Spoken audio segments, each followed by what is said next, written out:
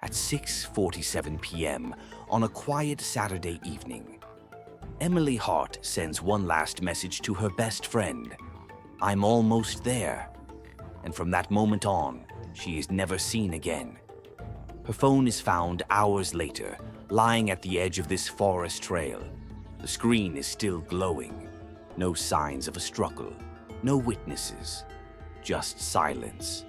A backpack, a flashlight, a set of keys abandoned on the ground, each one raising more questions than answers.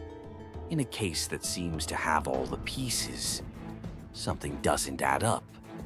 Tonight we retrace the final steps Emily may have taken. This is her story. Before we trace the night she vanished, we need to understand who Emily Hart really was. At 24 years old, Emily wasn't the type of person who disappeared. She was reliable, warm, the kind of friend who answered messages within seconds. She loved hiking, photography, and weekend trips with the same small group of friends she'd known since high school. In the days before she went missing, nothing seemed unusual. She went to work. She visited her parents. She even joked about planning a short vacation. No arguments, no strange behavior, no warning signs. Her friends describe her as impossible to worry about, someone who always showed up and always came home. And that is exactly what makes her disappearance so unsettling, because Emily's life was stable, predictable, and filled with people who cared about her. Yet, somehow, she vanished without leaving a single clear trace. Now that we know who Emily was, we can retrace the final hours before she disappeared. On the morning of June 14th, everything appears normal. Emily leaves home at 8:12 a.m., grabs a coffee from her usual cafe, and arrives at work right on time. Surveillance footage confirms it. At 3:47 p.m., she sends her last message to her coworker. "I'll head out early today." Nothing unusual until 5:22 p.m., when her phone connects to a cell tower near the forest trail. This is the first moment something feels off. Emily almost never went hiking alone, and she didn't tell anyone she was going. By 6:10 p.m., her car is spotted on a roadside camera, driving toward the trail entrance. No one else seems to be inside. At 6:47 p.m., the time of her final text, she is somewhere along that path. And then her digital footprint simply stops. No calls, no messages, no activity of any kind. It's as if Emily stepped into the woods and vanished between 1 minute and the next. The search teams begin where Emily's phone was found, just a few steps from the entrance to the forest trail. The place is quiet, too quiet. Her backpack lies beside the path, neatly placed on the ground, not tossed, not dragged, simply set down. Inside, a water bottle, a notebook, and her wallet with every card still there. Nothing appears stolen. Nothing seems out of place. And yet, everything feels wrong. A few meters deeper into the woods, investigators find a single footprint, slightly deeper than the surrounding soil, as if someone stopped or hesitated. No signs of a struggle, no broken branches, no indication that Emily tried to run.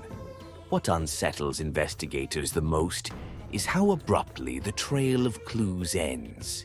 It's as if she walked a short distance into the woods and then simply ceased to exist.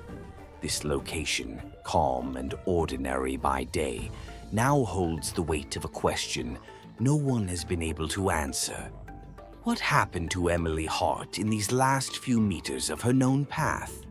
With the trail going cold, investigators began exploring several possibilities. Some believe Emily may have disappeared voluntarily. Perhaps she needed to escape, to leave everything behind and start anew. but those closest to her insist she had no reason to vanish. Others suspect the involvement of another person, someone she knew, or someone who happened to be nearby. Yet there is no evidence, no witness, no confrontation captured on camera. A third theory points to an accident. The forest trail is dense, uneven, and slippery in places. Maybe she fell or got trapped somewhere off the path, but no body or belongings were ever found beyond the initial spot. And then there are the less likely explanations, rumors, and whispers that spread online. Some say it was supernatural. Some say it was something more sinister. None of these theories are confirmed, but all of them keep the mystery alive. The truth, if it ever emerges, remains hidden, and for now we are left with questions instead of answers. Even after months of investigation, several details remain unexplained. Why was Emily's phone found near the trail but no further evidence beyond that point? Why were her belongings untouched, as if she had left voluntarily, yet she never returned? Why did the footprint end so abruptly, without any indication of movement forward or struggle? Witness testimonies contradict each other. Some say they saw a figure in the woods. Others insist the trail was empty. The more people searched, the more questions surfaced, and no answers were ever conclusive. These unresolved elements are what haunt the case. Each clue that should have brought clarity only deepens the mystery. For Emily Hart, the forest holds secrets that may never be revealed, and the unanswered questions continue to grip everyone who follows her story. Emily Hart's disappearance remains one of the most puzzling mysteries in recent memory. We may never know what truly happened in those final moments along the forest trail, but the questions linger, and so do the theories. What do you think happened to her? Could it have been an accident, foul play, or something else entirely? Share your thoughts in the comments below. Discuss, speculate, and join the conversation, because sometimes the collective curiosity of many is the closest we get to understanding a mystery. If this story captivated you, make sure to like, subscribe, and hit the notification bell. More unsolved mysteries like Emily's await, and your curiosity can follow every step of the way.